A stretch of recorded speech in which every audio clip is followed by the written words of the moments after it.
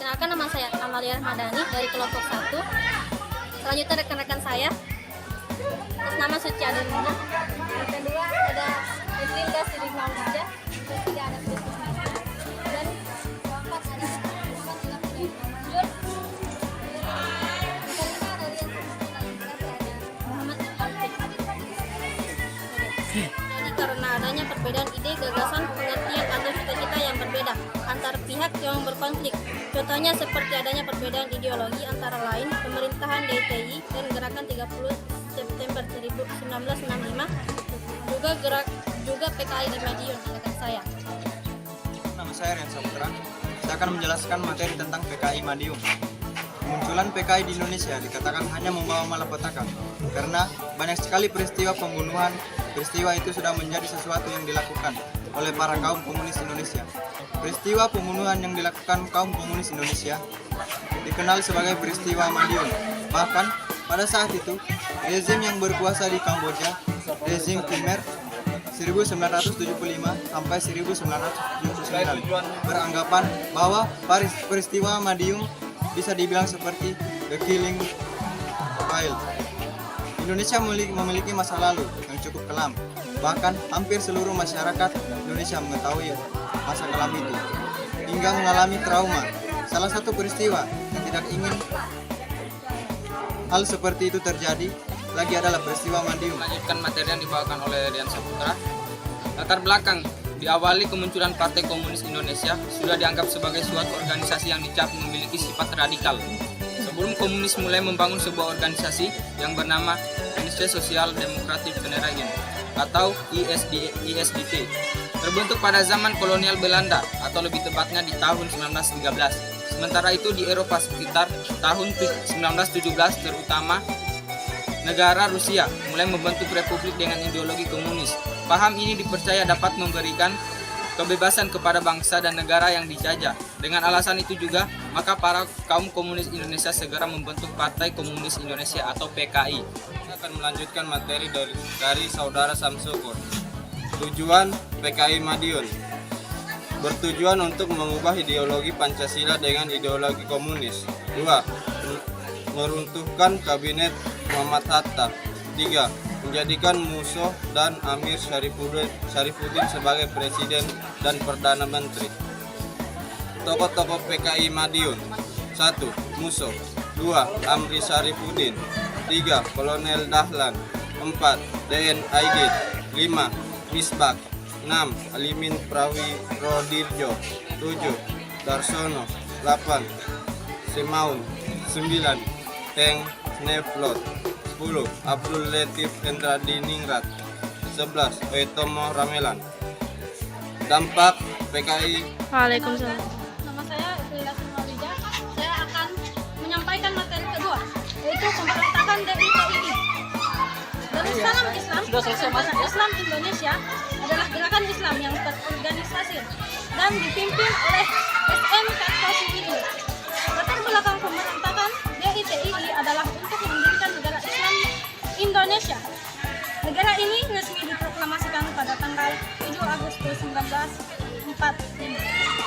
Pemberontakan DITI disebabkan oleh faktor kekecewaan Kartosuwiryo terhadap isi perundingan Transvaal yang menyebabkan wilayah Indonesia menjadi semakin. Sampaikan materi ini akan dilanjutkan oleh Saudara Nur Alfiq. Terima kasih.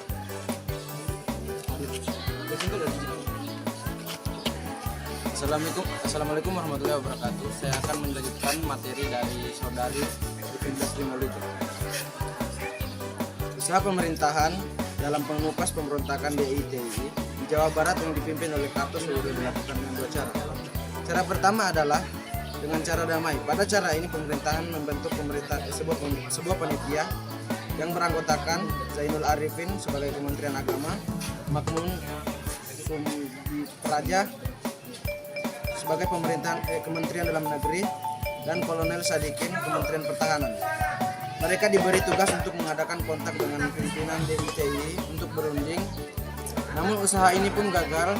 Upaya lain yang dilakukan dalam pemerintahan ialah mengirim surat ke Kartosuwiryo untuk berunding melalui Muhammad Natsir, yaitu mantan Perdana Menteri dan pemimpin Masyumi.